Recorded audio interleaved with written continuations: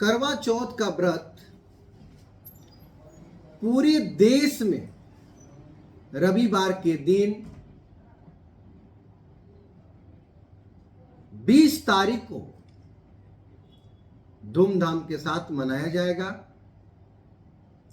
करवा चौथ सभी सौभाग्यवती स्त्री अपने पति के लंबी आयु एवं दीर्घायु जीवन, उनके उन्नति प्रगति के लिए विशेष तौर पे पूरे दिन निर्जला रहकर यह व्रत करती है।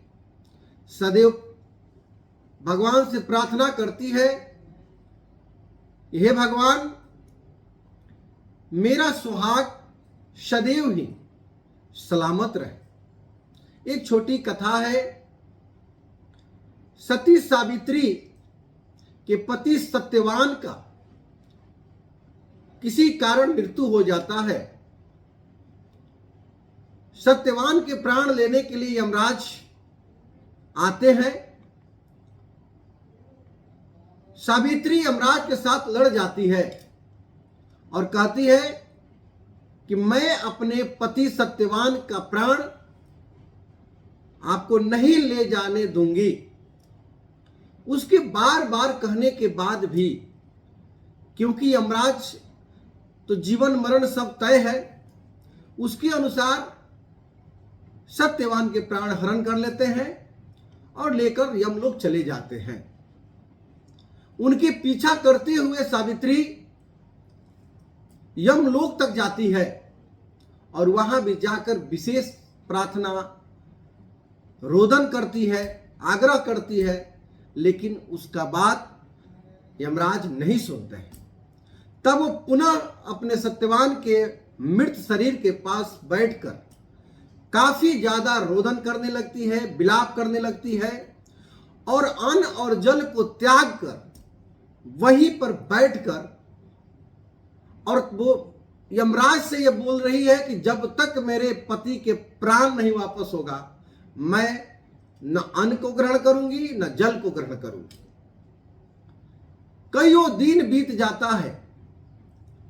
उसके ये कठिन तपस्या से यमराज प्रसन्न हो जाते हैं और प्रसन्न होकर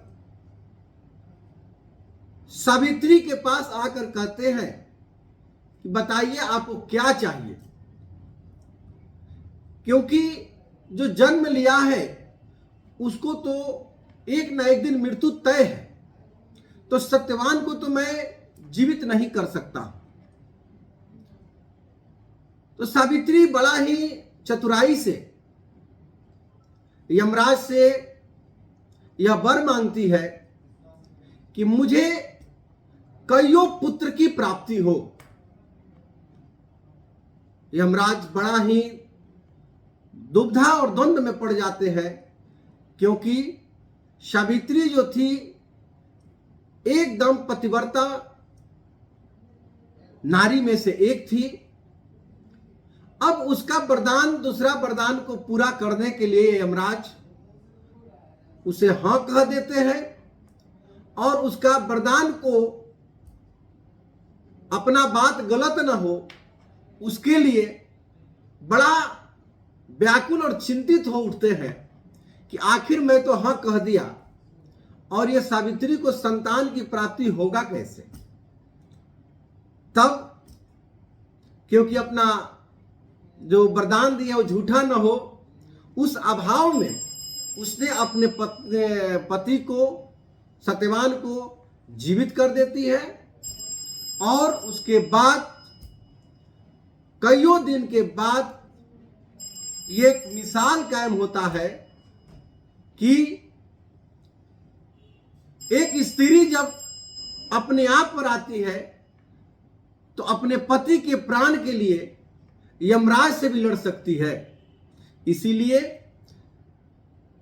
सती सावित्री को आदर्श मानते हुए सभी महिलाएं धूमधाम से ये पर्व मनाती हैं और अपने पति के दीर्घायु एवं लंबी आयु का कामना करते हुए प्रसन्नचित्त होकर पूरे दिन अन्न जल की त्याग कर सायंकाल चंद्र को दर्शन कर फलहार ग्रहण करती है।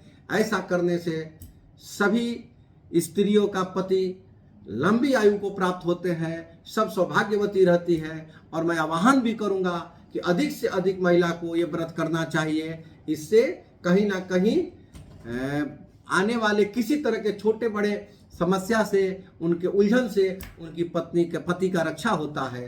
हर हर महादेव।